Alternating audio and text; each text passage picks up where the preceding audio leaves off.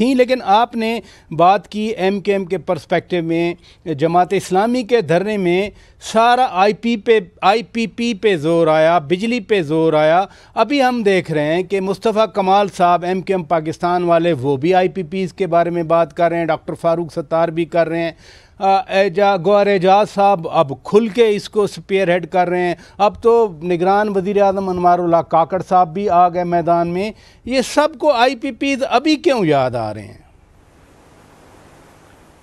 और फैसल वोडा को याद क्यों नहीं आ रही? मतलब सिर्फ फैसल ही बाहर रह गया इस ग्रुप में और मुझे नहीं समझ आ रही कि वो क्यों अभी तक उनका व्यू इस पे जो है वो नहीं आया, जो बड़ा इंटरेस्टिंग होगा, बिकॉज फैसल के व्यूज़ बड़े इंटरेस्टिंग होते हैं और उससे एक हमें पता चलता है कि इनसाइट क्या है। और ये नुक्ता आपका बड़ा काबिल गौर है। 2-3 जो इवेंट्स हुए हैं कि अचानक IPPs के ऊपर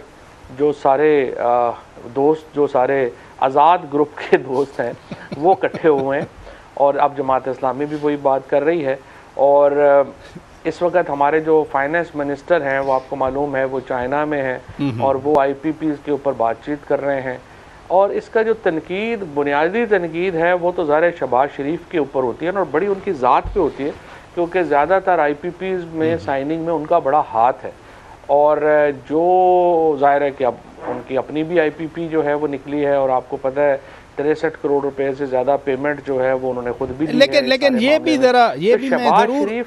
आपसे ज़रूर ये भी मैं पूछना चाहता हूँ, कुछ रिपोर्ट्स ऐसी भी आई हैं, आपने मियाँ शहबाज शरीफ की चूँकि बात की, कि जो सलमान शहबाज का यही IPP है वो कैपेसिटी चार्जेस नहीं ले रहे, वो जितनी जनरेशन है उसके अगेंस्ट पेमेंट्स ले रहे हैं। दूसरी तरफ रज़ाक दाऊद साहब आपके कैबिनेट कॉलीग भी थे, उनका जो पावर प्लांट है वो कैपेसिटी चार्जेस ले रहा है पूरे।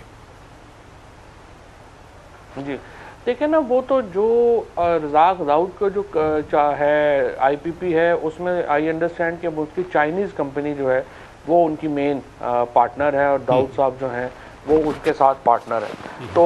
अभी हमें नहीं पता, हम तो उस लिस्ट में देख रहे हैं जिसमें बताया गया है कि प्राइम मिनिस्टर साहब की अपनी जो IPP है उसने भी उसमें जो है वो काफ़ी बड़ा रकम जो है वो वसूल की है। लेकिन कहने का मकसद ये है कि रज़ाक दाऊद साहब को भी जो IPP कॉन्ट्रैक्ट है वो शहबाज शरीफ साहब का दिया हुआ है और इसी तरीके से बाकी सारे जो कॉन्ट्रैक्ट हैं, ये 2021 में नहीं रिन्यू हुआ था रज़ाक दाऊद साहब वाला?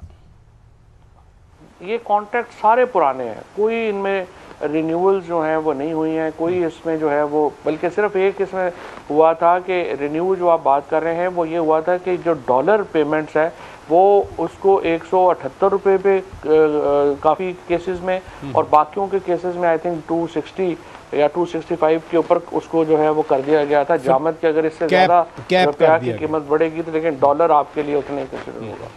तो उसके ऊपर जो है वो ये सारे कॉन्ट्रैक्ट्स हैं वो दिए हुए हैं मुस्लिम लीग नून के। तो सवाल ये पैदा होता है कि ये सारे लोग जो इकट्ठे हो रहे हैं ये मुस्लिम लीग नून की हुकूमत के, एक तो उन्होंने इतनी मेहनत की है नून लीग को हुकूमत दिलाने के लिए, तो अब ये सारे नून लीग की हुकूमत के खिलाफ क्यों इकट्ठे हो रहे हैं? ये इधर रुकिएगा।